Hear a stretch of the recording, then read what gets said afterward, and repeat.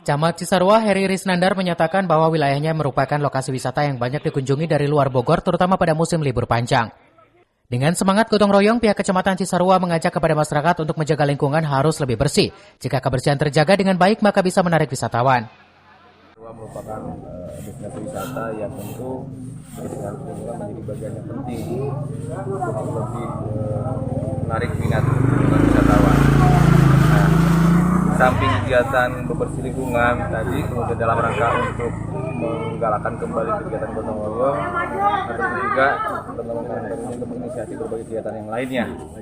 Yang sejalan dengan itu, diantaranya pengobatan gratis, termasuk juga penanaman pohon mungkinnya di beberapa tempat nanti, karena kita paham juga beberapa tahun lalu kita mengalami bencana banjir dan longsor di beberapa tempat. Tentu di tempat-tempat ini perlu kita lakukan penghijauan kembali. Semangat gotong royong akan terus digencarkan ke seluruh desa di Kecamatan Cisarua, mengingat bahwa Kecamatan Cisarua merupakan lokasi wisata yang sering dikunjungi oleh para pelancong dari luar Bogor. Dari Cisarua, Wawan Supriyatna melaporkan.